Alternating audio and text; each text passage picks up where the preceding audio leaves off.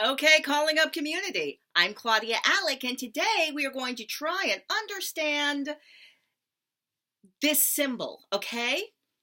So we're going to start way back in the past with Hindu, Buddhist symbology, where this is inner perfection. I'm possibly not doing this exactly right. I think there might actually be some specificity needed with exactly how the hands are done, or maybe it's a specific hand.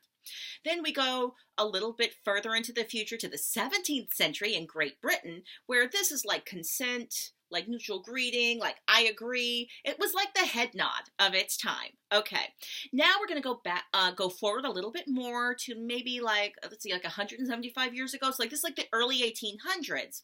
This is when the word was coined. So the newspapers, the social media of its time, they thought it was soups funny to like spell words wrong or whatever and like make weird acronyms or whatever. So like they created OLLKORRKT, all correct, soups funny, like for the lulz, which was shortened to OK.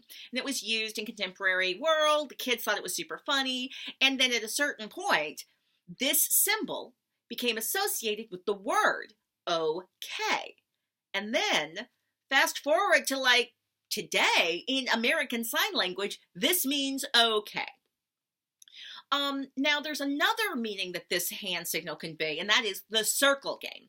I learned about the circle game on the television series Malcolm in the Middle, where a bunch of rowdy white boys would play a game where they wanted to play it in public, but they didn't want to get caught. So it had to be a secret game between the brothers, where they would do a hand signal, put it near their waist, and if one of the other brothers saw it, they could punch their brother really, really hard. Now, my research now indicates that this is a game that was created by a white boy in the 1980s. And in this game, they get to either punch or pretend to kill each other. Now, why are we talking about this today? Oh, wait, there's more history. I should also talk about 2017.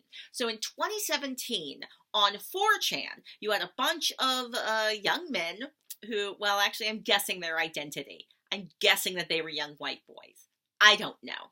But you have a bunch of folks who decide they're going to create a hoax to mess with the anti-racists, to own the libs. What they're going to do is they're going to take a symbol that has a neutral symbol, and then they're going to lie and say that it means something like white power or racist, so that anti-racists will see it and then react as if something bad is going on, as if we are not already living in a country where a lot of bad things around white nationalism and white supremacy is already taking place. But whatever, they're like, hey, we're going to get those anti-racists, we're going to make them upset. So that means this was a symbol that was created specifically to troll anti-racists. So in its most innocent reading, it's still a racist symbol because it's being done to hurt people who are anti-racists.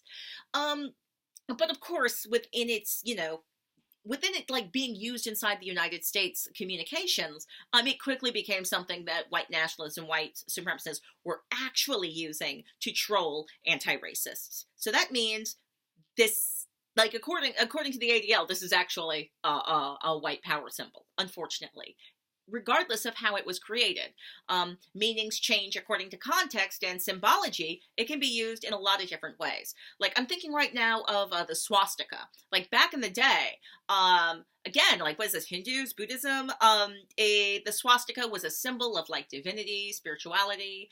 Then, of course, you had Europeans who were using it to mean, auspiciousness or goodness. Then in the 1930s, you had the Nazis and the Aryans who were like, you know what, this symbol is associated with really good things, and people like the things that this symbol is associated with, so we're going to take that symbol and have it associated with us. But they were, white nationalists, concentrating people into camps until they died, killing the black people, indigenous people, people of color, the disabled people, LGBTQ plus people, anyone who disagreed with them, oh yeah, and all of the Jews. So that symbol now is associated with genocide and the horrible, horrible outcomes of white nationalism.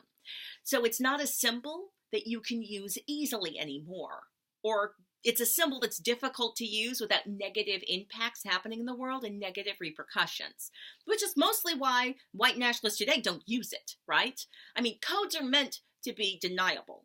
Nazis back in the day did not share their war plans transparently, and white nationalists don't do that today either. They are not going to be explicit in their intentions until we have a political landscape that 100% allows for that. And we are getting there. That's what moments like this do. They slowly change the temperature and they start to normalize things that should not be normalized. But for my followers who asked, what did it mean? Well, I can't say what those boys meant. I can't say that. Maybe those white boys were just playing a funny game where they get to hurt each other or pretend to kill each other. Maybe those white boys were doing that and also playing a game where they were trolling anti-racists, and which is a racist act. Maybe they weren't playing, and maybe it's not a game. And maybe we're angry and tired and confused all over the country, regardless of what they meant. So none of these options are okay. None of this is okay. However, all we can do is try to understand what is going on. Okay? Okay.